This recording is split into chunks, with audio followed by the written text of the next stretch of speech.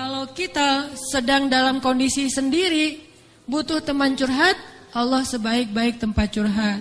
Butuh pertolongan, Allah sebaik-baik penolong.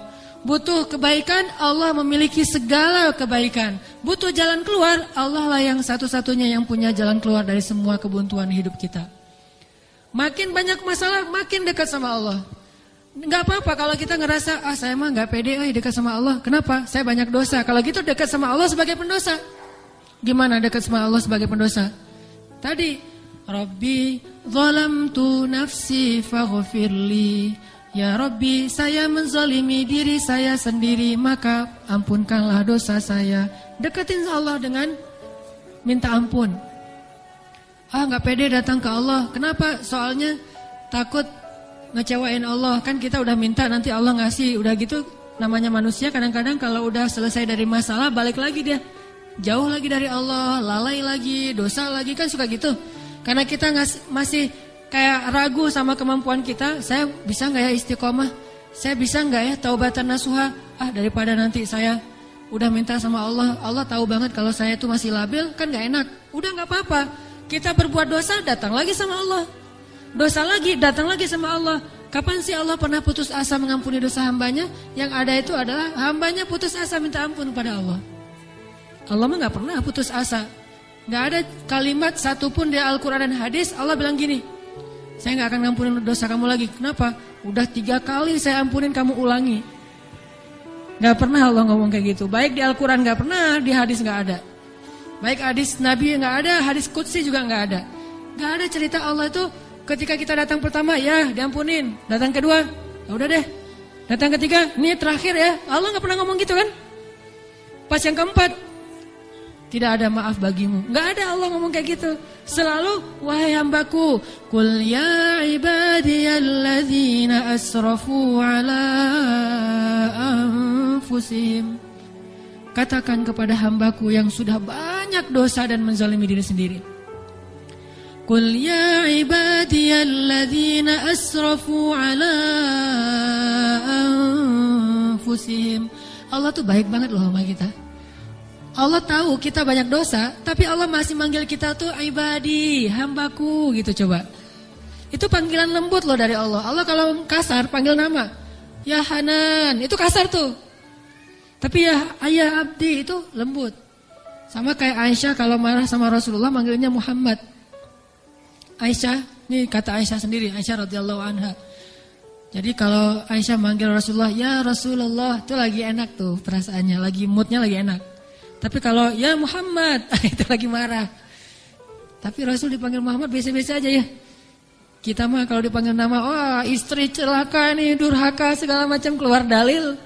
Nabi aja yang punya dalil gak pernah ngeluarin, kita yang gak punya dalil suka ngeluarin, kan aneh tuh. Hadis itu ucapan siapa? Ucapan Nabi kan? Ucapan saya apa ucapan Nabi? Lalu kenapa saya lebih sering mengeluarkan hadis itu daripada Nabi? Kan aneh tuh. Nabi aja yang ucapan beliau sendiri, hadis beliau sendiri, gak pernah ngeluarin hadis-hadis tentang istri harus kayak gini untuk ngedidik istrinya supaya istrinya tunduk. Enggak.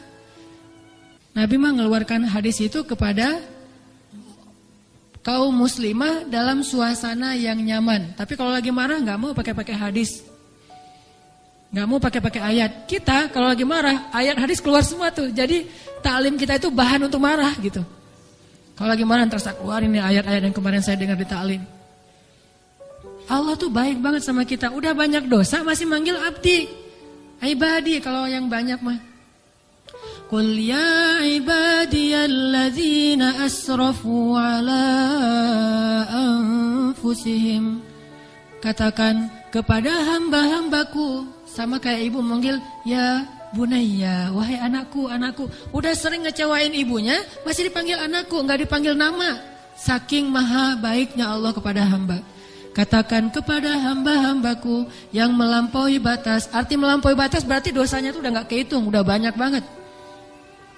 Dia buat zina, dia membunuh, dia minum khamar, kalau sekarang narkoba, dia pokoknya durhaka, ninggalin sholat, semuanya dia lakukan, termasuk perdukunan, syirik.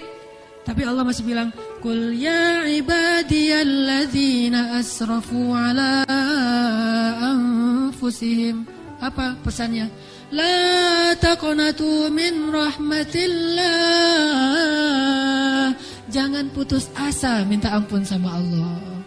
Coba, gak pernah Allah putus asa ngampunin kita. Yang ada kita putus asa minta ampun sama Allah. La taqnatu min rahmatillah.